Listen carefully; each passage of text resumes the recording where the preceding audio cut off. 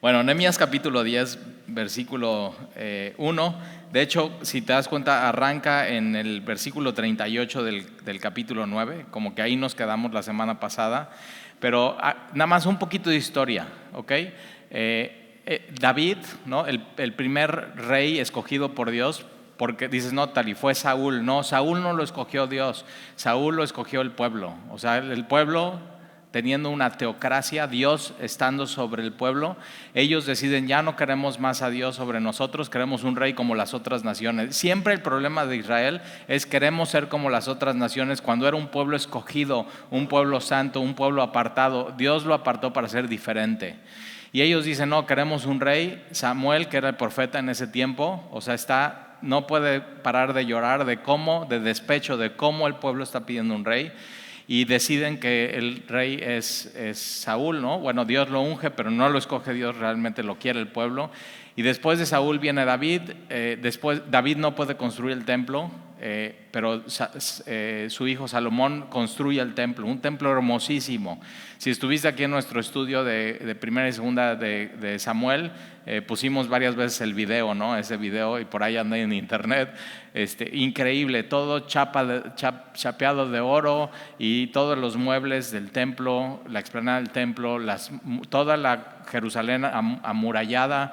Y con Salomón fue el tiempo de gloria para Israel, económicamente hablando, paz con sus enemigos. Venían a ver a Salomón, ¿no? Por ser el hombre más sabio de la tierra. Y después, ¿qué es lo que sucede? Él se enreda con esposas y con concubinas que no son israelitas, y su corazón se empieza a inclinar ante los dioses paganos. Esa es la realidad. Y de ahí viene la decadencia total del pueblo de Israel, y lo vimos, ¿no? Con todos los después reyes que vienen, y después vimos los profetas, ¿no? Y cómo en tiempos de Elías y después de Eliseo, y después tienen que ir a cautiverio. Van a cautiverio primero. Las 10 tribus de Israel van a Siria. Después de tiempo, Babilonia viene y conquista Judá. 2 tribus, Judá y Benjamín, son llevados a Babilonia. En Babilonia están 70 años y de pronto regresan por una promesa de Dios. Daniel, el profeta, él se da cuenta de eso y dice, ya, o sea, lee Jeremías, está leyendo los profetas y se da cuenta, son 70 años y ya se está cumpliendo, y nadie está esperando regresar, porque el pueblo ya estaba cómodo en Babilonia. Babilonia era espectacular, tenía todas las comodidades, como para qué regresar a Jerusalén si estamos bien aquí. Ya como que les va bien económicamente. Los judíos siempre han tenido eso, inventan cosas, negocian, trueque, esto y el otro, comerciantes. Pero de pronto Zorobabel decide regresar. Dios pone eso en su corazón. Es el primer regreso de la deportación. Después el segundo regreso. Ahora Zorobabel, ¿qué es lo que hace? Pone la explanada del templo, reconstruyen el templo, aunque lloran los ancianos que sí conocían el primer templo, como esto no es la gloria que era. Pero así comienza todo. Y después viene Esdras, y te acuerdas, él pone la ley, ¿no?, en el centro de la comunidad. Y después viene Nehemías, que es lo que estamos estudiando. Y Nehemías puede hacer lo que en 100 años no hicieron, que fue reconstruir los muros. Una ciudad en tiempos de estos, sin muros, es totalmente vulnerable. Pueden venir, pueden destruirla. Entonces Nehemías restituye en 52 días, tiempo récord, los muros, organiza a la gente. Es un gran líder, tienes mucho que aprender de él. Si eres líder en tu trabajo, en la escuela, o simplemente quieres ser mejor líder en tu casa, estudia Nehemías, vete así capítulo a capítulo, versículo a versículo, y te vas a dar cuenta de eso. Y vamos, y entonces hay un avivamiento en Jerusalén. Todo está listo. Esdras llega, dicen, queremos la ley. Esdras pone un púlpito de madera, expone la ley durante medio día. Ellos están llorando de arrepentimiento de sus pecados, pero también de los pecados de todos los demás antiguos, al recorrer la historia de Israel. Y después viene una celebración, porque la benignidad de Dios y la bondad de Dios te lleva a arrepentimiento. O sea, ¿cómo pude haber hecho eso en mi vida? Pero no te puedes quedar ahí. No te puedes quedar en el quebranto y el lloro, sino Dios no solamente te lleva al arrepentimiento, sino te perdona y te restaura y te levanta. Y entonces los líderes están diciendo, ya dejen de llorar, vamos a celebrar y vamos a gozarnos. Entonces todo eso pasa en el libro de Nehemías y llegamos ya está todo, ya están los cantores, ya está la gente cuidando las puertas, ya están todo listo, pero la ciudad está desierta. O sea, nadie vivía cuando los muros estaban caídos en Jerusalén, sino vivían a los alrededores y vamos a ver lo que va a hacer Nehemías aquí. Vamos a tratar de hacer 2 capítulos, entonces ayúdame a ir rápido. Si ves que me voy lento, me dices, ¿ok? Versículo 36 del capítulo 9 dice: a causa pues de todo esto, nosotros hacemos fiel promesa y la escribimos firmada por nuestros príncipes, por nuestros levitas y por nuestros sacerdotes. Se humillan delante de Dios, quebrantan su corazón, reconocen su pecado, reconocen que son ellos, hacen un pacto con Dios y no solamente de palabras, sino lo firman. O sea, es obediencia, vamos a cambiar y vamos a documentar esto. O sea, no se queda así, sino lo firman. ¿Y quiénes empiezan firmando? Los líderes. Entonces, versículo 1, los que firmaron fueron Nehemías, el gobernador, hijo de Acalías, y Sedequías, y vas a ver 84 líderes ahí, desde el versículo 2 hasta el versículo 27. Entonces, eso te lo dejo de tarea, léelo en tu casa, y si vas a tener un hijo, puedes conseguir un nombre de esta lista. O no, o mejor no. Entonces, versículo 28. Y el resto del pueblo, entonces primero los líderes, siempre los líderes tienen que ser ejemplo de entrega total, de humildad, de obediencia a Dios. Entonces ellos sellan, firman y después el pueblo lo sigue. Ahora lo que estamos viendo es un acto de humillación y pedir perdón a Dios y quebranto colectivo, y eso está muy padre, pero acuérdate, es individual, es tú con Dios. O sea, eso se hace colectivo y está bien colectivo porque entonces hay rendición de cuentas. Oye, tú también firmaste, ¿por qué estás viviendo así tu vida? O sea, tú también quedamos que íbamos a seguir a Dios, quedamos que íbamos a seguir sus mandamientos, quedamos que íbamos a obedecerle, quedamos que íbamos a entregarnos por completo a Él, quedamos que íbamos a seguir los pasos de Jesús y sus enseñanzas. ¿Qué onda? Pero acuérdate, siempre es individual. Y entonces,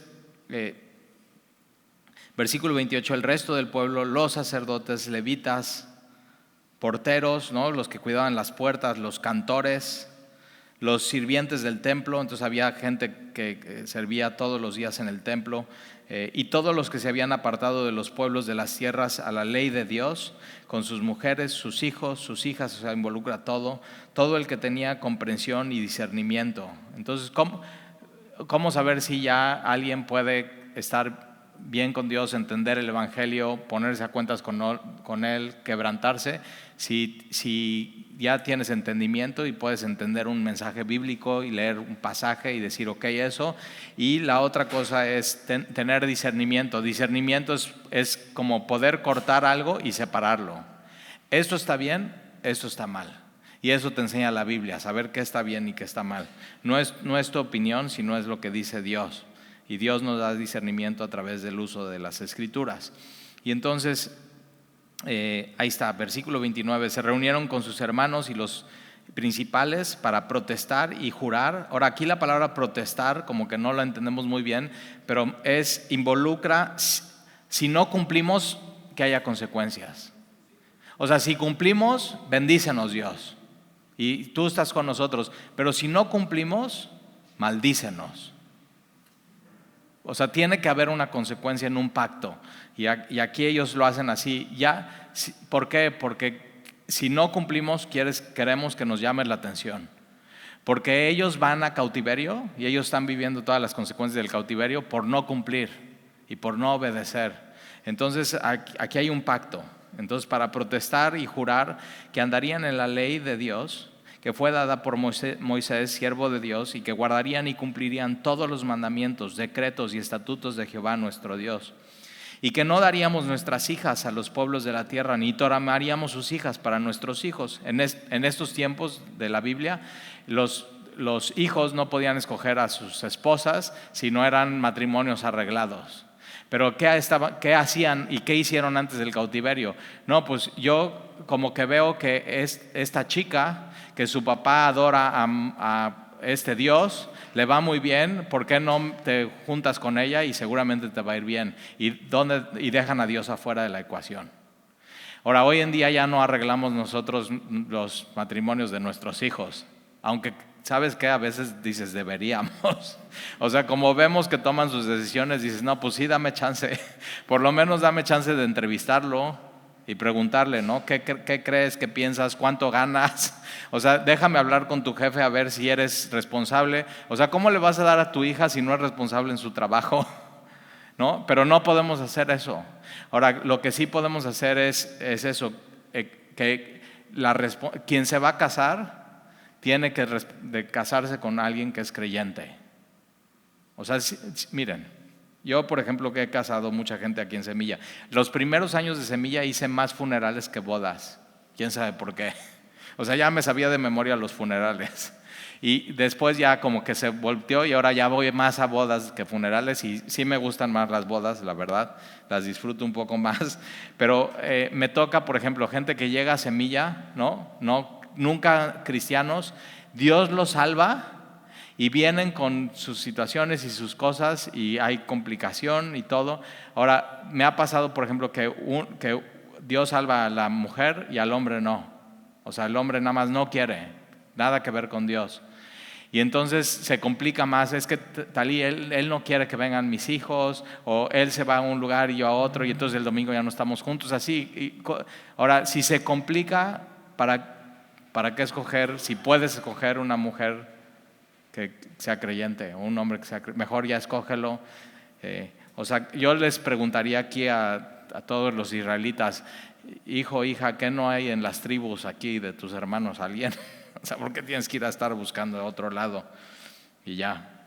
Y muchas veces simplemente es falta de fe, de decir, yo creo que Dios no tiene nadie para mí aquí. Como si Él no pudiera salvar cuando Él quiere a una persona que es para ti. Pero bueno, ahí está. Eso a ellos les causó muchos problemas. O sea, platica en la Biblia un ratito con Salomón, a ver cómo le fue por tener concubinas y esposas no creyentes.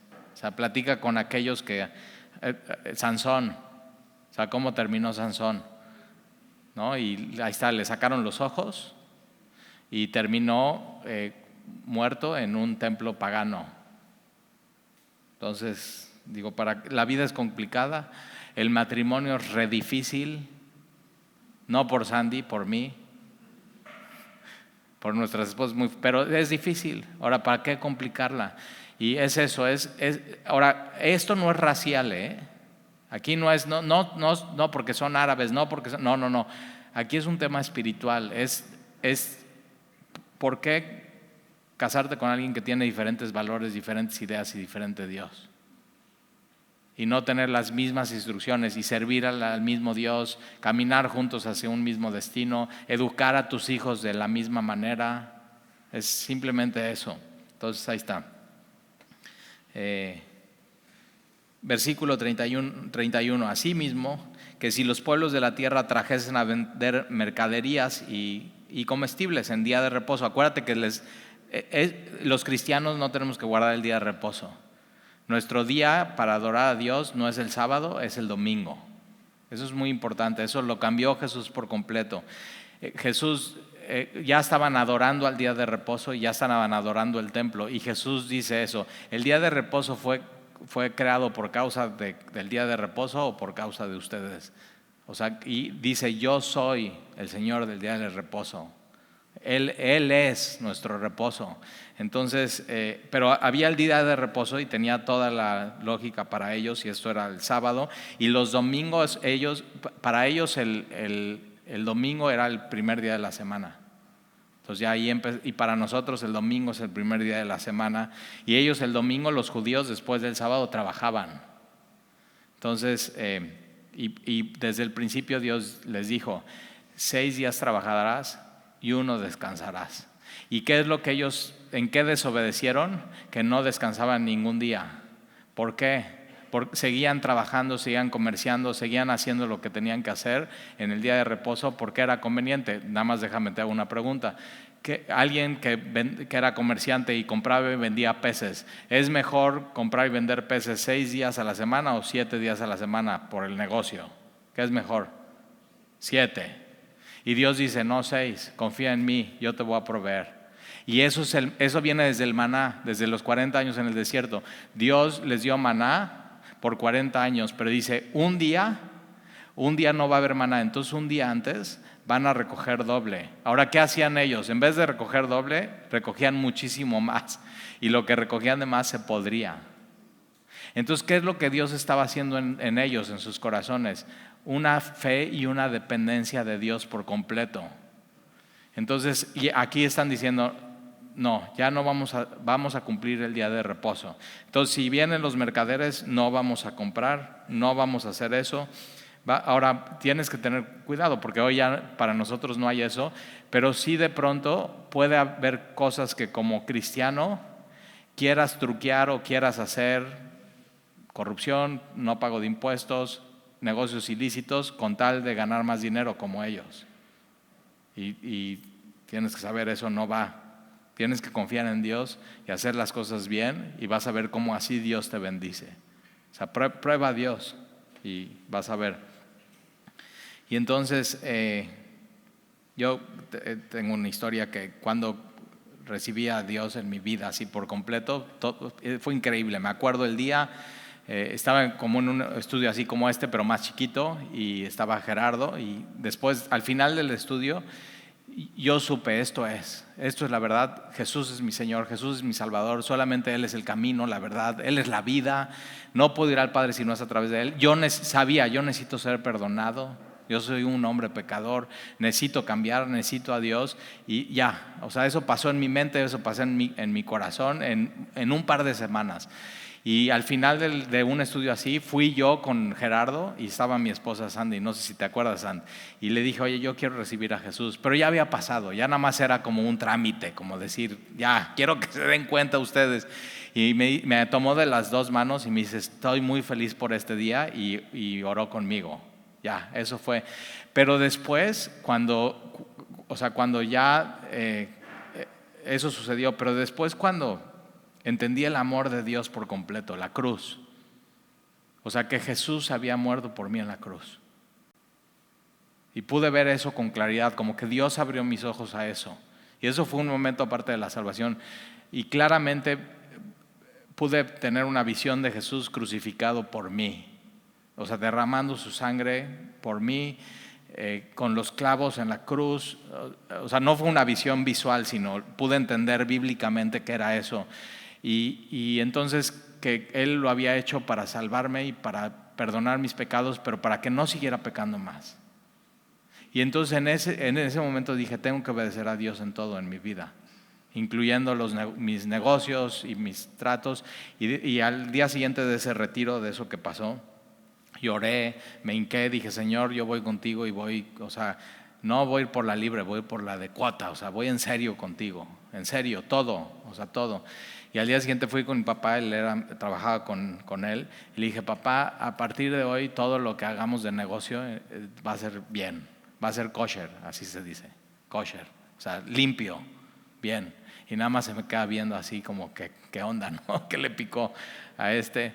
En un país donde se pagan muchísimos impuestos, o sea, tienes que pagar 30% ICR y como persona física puedes llegar a pagar 35%, y luego si quieres retirar dividendos 10% más, y tienes que pagar el IVA y es 16%, y si haces ciertas cosas y digo, no, voy por así. Y desde ese día cada mes vendía más, así. Y espérate, ya pasó eso, Dios fue prosperando mi negocio y mi empresa. Y vino la decisión de venir a Veracruz a enseñar la Biblia, a estar contigo aquí cada semana y cada miércoles y cada domingo. Y era dejar mi empresa y mi oficina y mi negocio con alguien que yo había creado y formado desde que empecé mi negocio, se llama Rodrigo. Y digo, y ahora que yo no esté aquí, ¿cómo le van a hacer? Como si yo fuera el héroe, ¿no? Pero yo entendí, o sea, si yo soy de Dios y Él me compró, Él me compró con todo el paquete y todo el paquete incluye lo que hago, mi profesión, mi tiempo, mis recursos, mi patrimonio, mi familia, mis hijos. Todo el paquete. Eso lo tienes que entender. Entonces todo el paquete. Y entonces nos venimos para acá y desde que nos venimos para acá nos fue mejor. Entonces fíjate, obediencia, confianza en Dios y de veras Dios es demasiado fiel. Confía en Él con todo tu corazón. Y entonces aquí le está diciendo, no hagan esto y no tienen que hacer eso. Y en tu vida lo que Dios te diga, escúchalo y hazlo. Pero es que no, si hago eso, ¿cómo me va a ir? Confía en Él. Tienes que confiar en Él. Y entonces, ahí está. Versículo 31. Asimismo, que si los pueblos de la tierra trajesen a vender mercaderías y comestibles en el día de reposo, nada tomarías de ellos en ese día, ni el otro día santificado. Y que el año séptimo dejarías descansar la tierra. Es una regla para ellos. Acuérdate que ellos eran una sociedad de agricultura. Entonces, el año séptimo tienes que dejar descansar la tierra. No vas a plantar nada, vas a depender de Dios. Ahora, ¿qué hacías? Un año antes del año séptimo, Dios bendecía además tus frutos, lo guardabas y entonces podías vivir un año. Y hay estudios, ¿no?, de agrónomos que dejar reposar la tierra después de 7 días de cultivarla es buenísimo para la tierra. Entonces el 8º día vas a tener una super cosecha. Pero no lo hicieron, pero dicen, vamos a hacerlo, vamos a hacer lo que Dios nos pidió. Y remitiráis toda deuda. Entonces había un día de reposo, eso era cada semana, cada sábado, el Shabbat. Había un año de reposo cada 7 años y había el año de jubileo, era cada 50 años.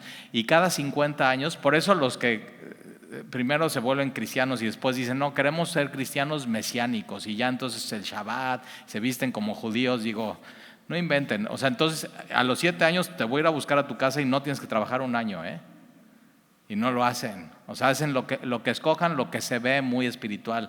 Y cada 50 años tenías que perdonar cualquier deuda que alguien tuviera contigo. A ver. Entonces, pues era maravilloso si ibas al banco un año antes del jubileo. Préstenme, ya no pagas nada.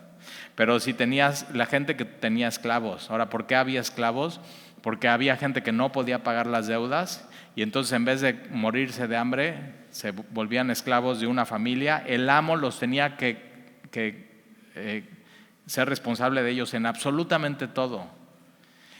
Pero el año 50 tenían que salir libres, todos, libertad. Si tú vendías tu casa a alguien, ¿no?, por deudas y eso, al año 50 recuperabas tu propiedad y tu terreno. Está padre, ¿verdad? Pero fíjate, ¿obedeces todo o no obedeces todo? Y ellos por años no obedecieron eso. Pero entonces aquí ya están firmando, se están comprometiendo a obedecer a Dios. Una buena cosa que tienes que hacer, yo les enseñé esto a mis hijos, que para nosotros decimos en diciembre es el año de jubileo. Entonces si alguien nos debe en diciembre o algo así, digo ya, no nos debes. Entonces no me pidas prestado en noviembre, Somos muy estrictos para prestar.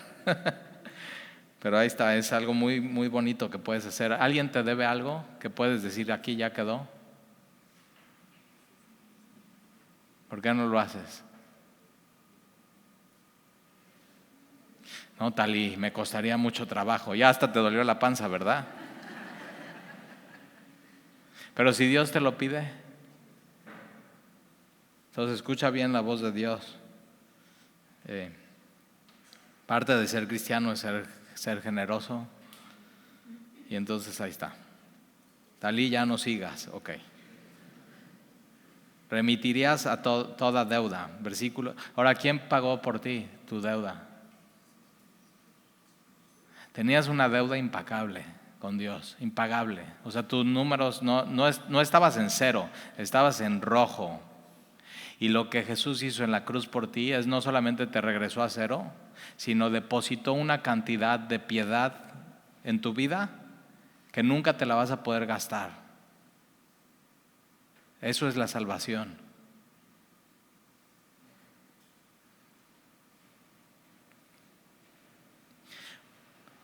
Por eso sí, el cristiano tiene que cambiar por completo todo, su forma de pensar, su forma de ver los negocios, la vida, los préstamos, el dinero.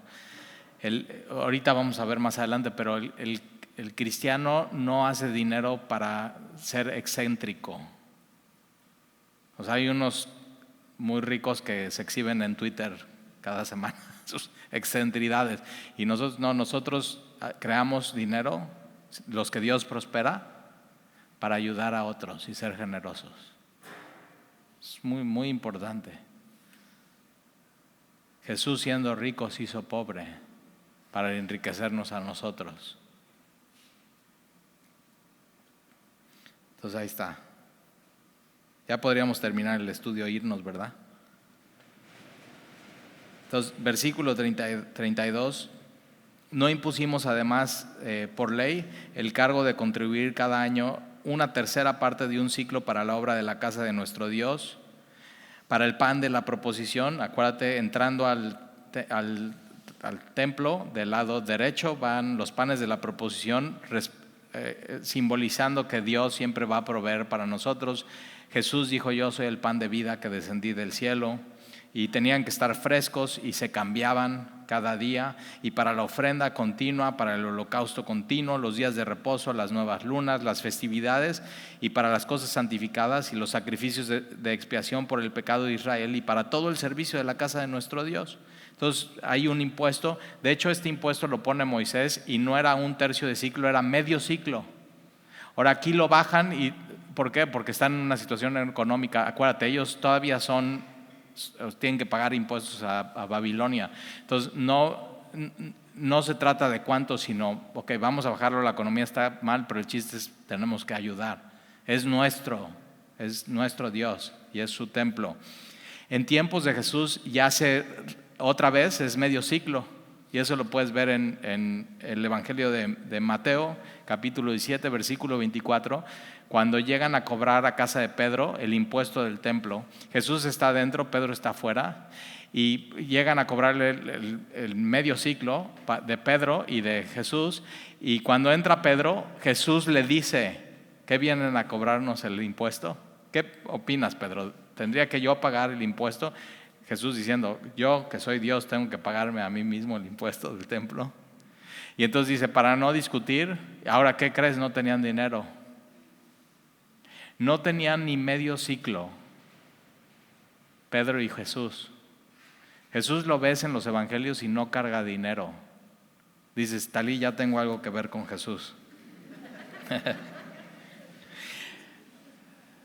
Pedro y Juan, después de que Jesús asciende, van al templo, y hay un hombre en la puerta de la hermosa y está pidiendo dinero, y Pedro lo voltea a ver a los ojos y le dice: no tengo oro ni plata, pero lo que tengo te doy. En el nombre de Jesús, párate.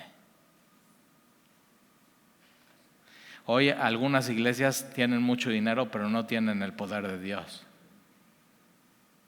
Y lo que tú y yo tenemos que anhelar es el poder de Dios. Eso, es el nombre de Jesús. Eso es lo que tú y yo tenemos. Y entonces, ¿te acuerdas qué hace Jesús? Le dice: ve, Pedro, y echa la caña al mar de Galilea. La echa, un pez, la boca, el dinero para pagar para Pedro, y para Jesús el impuesto del templo. Ahí está, increíble. Entonces sí vale la pena andar con Jesús, sí vale la pena. Y entonces todo el servicio de la casa de nuestro Dios. 34. Echemos también suertes los sacerdotes, los levitas y el pueblo acerca de la ofrenda. Entonces fíjate, así era tan privilegioso servir en el templo que todos querían, y dicen: no, mejor vamos, suertes es tú saca esto, y si te toca vas. O sea, aquí sería como vamos a hacer un chinchampú si te toca servir el domingo. A ver quién va a estar en la puerta, a ver quién va a estar en Club Semilla, a ver quién va a estar orando, a ver quién le toca así, a estar allá afuera, ¿no? Con lluvia, norte, sol. Y órale, era un privilegio para ellos que les tocara. En tiempos de Jesús, Juan, el papá de Juan el Bautista, ¿no? Que le toca entrar al lugar santo y el incienso, y todo era por sorteo. Era así tan honorable hacer eso que te tocaba servir posiblemente en el templo una vez al año, si bien te iba. Y para entrar a eso, lo que hizo Juan el Bautista, una vez en tu vida, si bien te iba, y Dios lo escoge, va y se le aparece un ángel, le dice vas a tener un hijo, y su esposa es estéril, no cree y se queda mudo por ser incrédulo. Y después cuando nace y le preguntan cómo se va a llamar, y él escribe en una tablilla, no se va a llamar como mi papá, como su abuelo, se va a llamar así Juan, porque el ángel me dijo. Y es primo de Jesús, primo hermano. Cuando Jesús va a visitar, la mamá de Jesús va a visitar y están juntas, Juan el Bautista salta en la panza de su mamá y es lleno del Espíritu Santo ahí.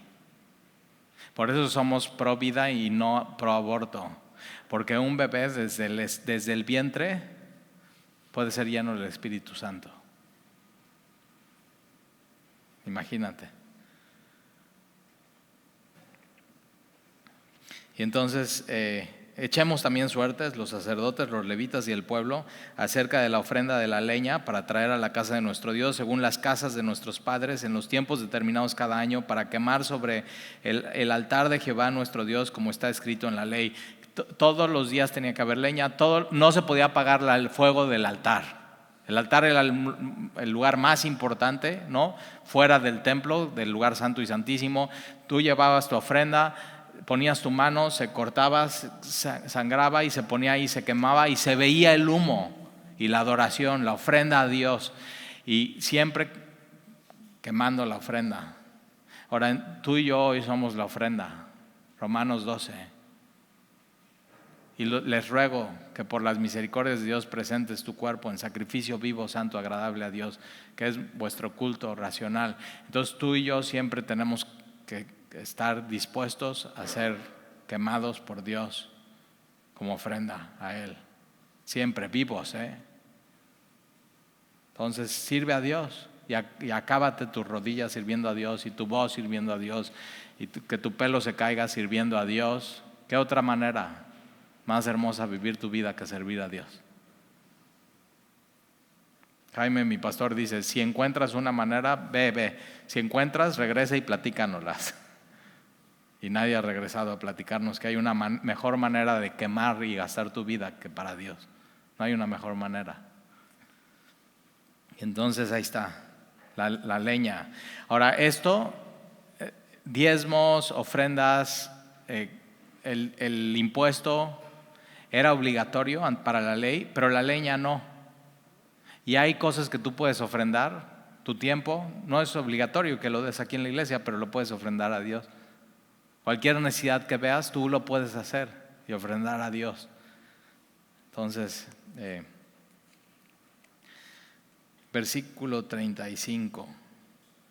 Y que cada año traeríamos a la casa de Jehová las primicias de nuestra tierra, las primicias del fruto de todo árbol, asimismo los primogénitos de nuestros hijos. Un día alguien estaba en su casa sembrando calabazas y me dijo, Talí, te traje la primicia, una calabaza así enorme. Y ahí acuérdate, esa época así era porque eran agricultores, hoy no se espera que lo hagas, pero muy linda esa señora, no es de aquí, no vino aquí, no voltees a ver a nadie. Eso solamente pasa en Cuernavaca, en Veracruz, ¿no? Y entonces me trae una calabaza así enorme y yo la recibo el domingo y digo, ¿qué hago con esto? Dice, es mi primicia. y digo, ¿qué hago con esto? Y me traía las flores de la calabaza y digo, estas sí sé cómo cocinarlas, unas quesadillas buenísimas, pero con ese y me explicó, media hora se tomó en explicarme cómo tenía que cartar la calabaza, ponerla y en el horno y hacerla así, y después cómo cocinarla, así todo, media hora. Al final de media hora la verdad no sé cocinar y no entendí nada. Ya fui, teníamos 3 reuniones en Cuerna, entonces esto fue hasta cuenta. La segunda reunión la pongo en la cajuela de mi coche, pasa la segunda reunión, pasa la tercera reunión, estamos sirviendo, ¿verdad? Me subo al coche, llego a mi casa, estoy muerto, me bajo, me duermo, al día siguiente ceno con mis hijos, al día siguiente me despierto y ¿qué crees? Me acuerdo de la calabaza. Pues ya se cocinó en el coche, ¿estás de acuerdo? Pero en ese tiempo tenías que llevar tus primicias a Dios. Y ahora, ¿qué es lo que nosotros como cristianos tenemos que hacer? Mateo 6:33, busca primero el reino de Dios y todo lo demás será añadido. Y que todo el centro de tu vida sea Dios. Primero Dios, decían los abuelitos, ¿te acuerdas? O sea, primero tiene que ser Dios en tu vida. Y entonces ahí están asimismo los primogénitos de nuestros hijos. El primogénito de los de Israel tenías que llevarlo y tenías que pagar por redimirlo, pero ese era para Dios. Y de nuestro ganado, como está escrito en la ley, y que traíamos los primogénitos de nuestras vacas y de nuestras ovejas a la casa de nuestro Dios, a los sacerdotes que ministran en la casa de nuestro Dios. Que trajéramos también las primicias de nuestras masas, ahí está, para ser gorditas y picadas. Y nuestras ofrendas y del fruto de todo árbol y del vino del aceite para los sacerdotes, a las cámaras de la casa de nuestro Dios, y el diezmo de nuestra tierra para los levitas. Entonces ahí está, para los que sirven, para los levitas el diezmo, y que los levitas recibieran la 10ª de nuestras labores en todas las ciudades, y que estaría el sacerdote hijo de Aarón con los levitas, y cuando los levitas recibieran el diezmo, y que los levitas llevaran el diezmo del diezmo a la casa de nuestro. Entonces ahí está, ellos recibían un diezmo y ellos llevaban el diezmo del diezmo. Y que los levitas llevarían el diezmo del diezmo de la casa de nuestro Dios a las cámaras de la casa de los tesoros, porque a las cámaras del tesoro han de llevar los hijos de Israel y los hijos de Leví las ofrendas del grano de vino, del aceite, y allá estarán los utensilios del santuario y los sacerdotes que ministran, los porteros y los cantores. Y no abandonaremos la casa de nuestro Dios. Entonces tenían que comer, tenían que vivir. Y si has venido a Semilla suficiente tiempo, sabes que en 8 años que hemos estado nunca hablamos del dinero, nada más cuando toca, y hoy tocó.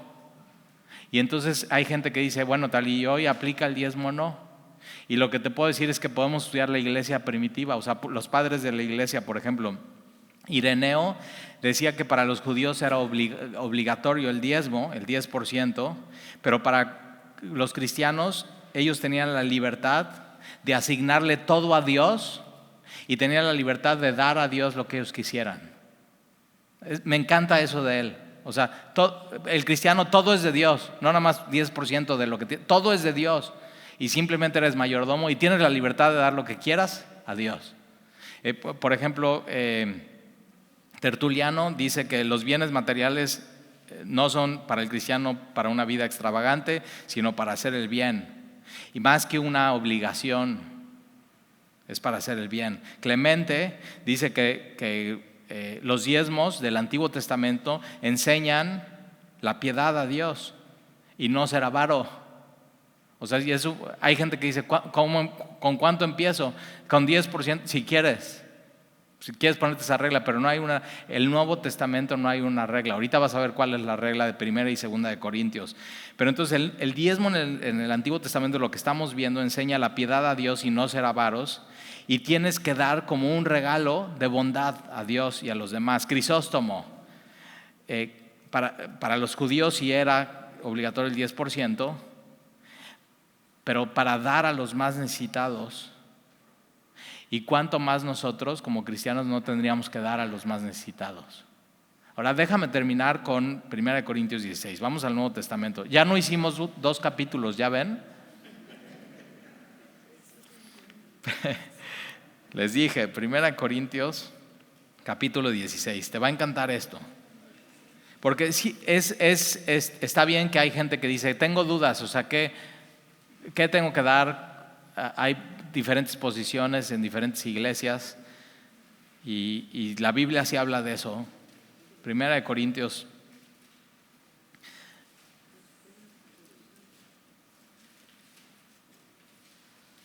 versículo 16. En cuanto a la ofrenda ahí están las ofrendas, estamos hablando del dinero. En cuanto a las ofrendas para los santos, ya en estos tiempos del Nuevo Testamento ya no eran ovejas y ya era dinero. Entonces, en cuanto a la ofrenda para los santos, haced vosotros también de la manera que ordené en las iglesias de Galicia. Pablo está escribiendo a los corintios y dice, ustedes corintios tienen que hacer lo mismo que otra iglesia, la iglesia de los Gálatas. Ahora Pablo, si lees tu Biblia, Pablo a veces decía, los Gálatas son súper generosos. ¿Qué onda con ustedes, corintios? Y una de las cosas que pasa con la generosidad es que si ves a alguien ser generoso, se te antoja ser generoso.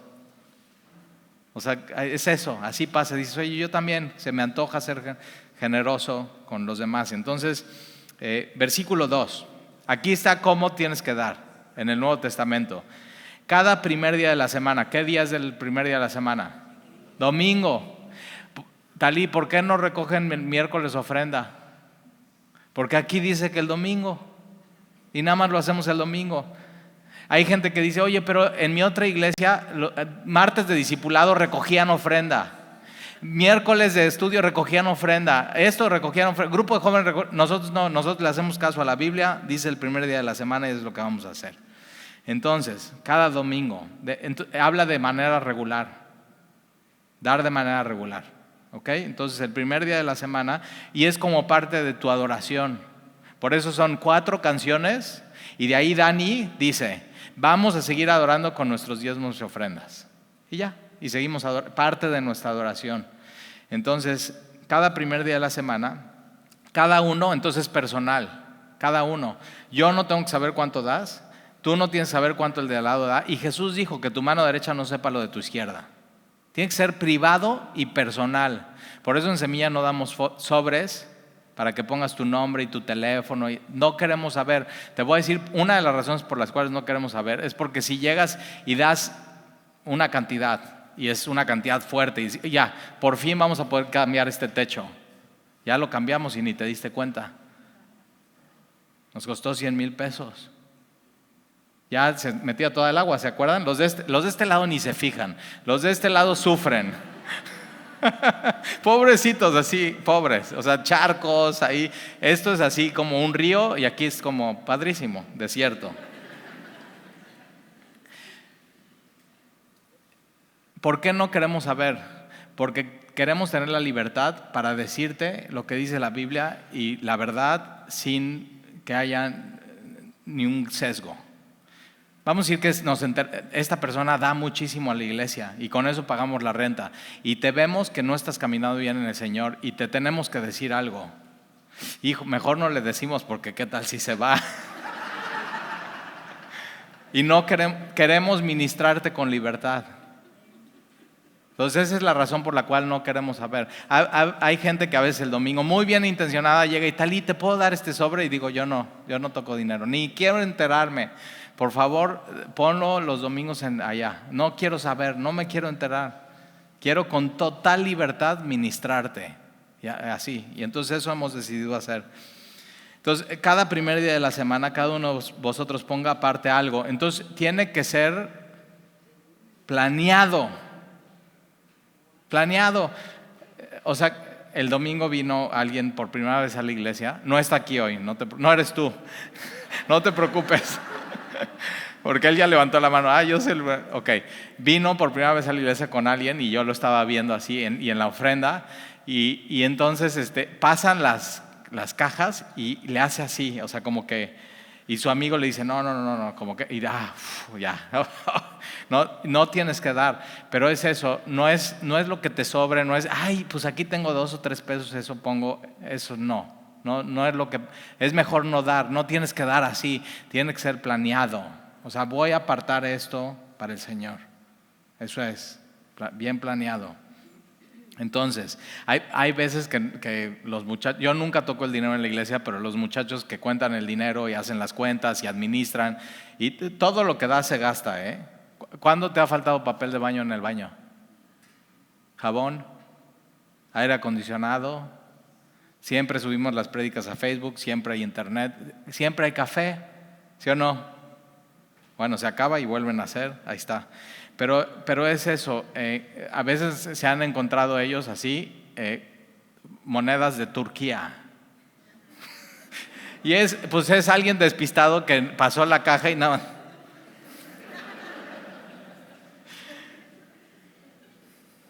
Y decimos, ¿qué hacemos con eso? O sea, ¿que alguien va a ir a Turquía? No. Entonces, ponga aparte algo. Mira, según haya prosperado. ¿Dios te bendijo esa semana? No esperamos que des si Dios no te bendijo esa semana, o que des mucho, o que ya. Pero acuérdate la historia, está Jesús frente a la caja de las ofrendas y pasan así muchos con dinero y dan mucho dinero. Y Jesús no se sorprende de eso. Jesús nunca se va a sorprender del dinero que das en la iglesia. Él no le mueve eso. Pero pasa una mujer, viuda, pobre, y da una moneda. Y dice Jesús, vean eso. Ella acaba de dar no lo que le sobra, sino todo lo que tiene. Tremenda enseñanza para ellos, para los discípulos. ¿Y qué esta mujer está diciendo? Estoy dando esto confiando en que Dios esta semana me va a dar más, me va a proveer. Él me va a proveer. Y entonces, ahí está, ponga algo por aparte, según haya prosperado, guardándolo, entonces ahí está, privado para ti, para cuando yo llegue no se recojan. Vamos a 2 Corintios 9, te prometo que ya terminamos con esta cita. 2 Corintios 9.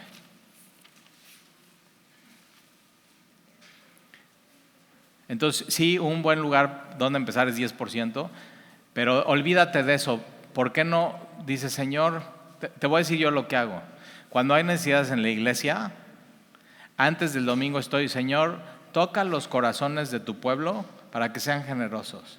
Y Dios nunca me ha fallado, nunca me ha fallado, nunca nos ha fallado. Entonces tú lo que tienes que ser es receptivo y que Dios te diga cuánto. Ahora, 2 Corintios 10. No, ¿qué te dije? ¿9?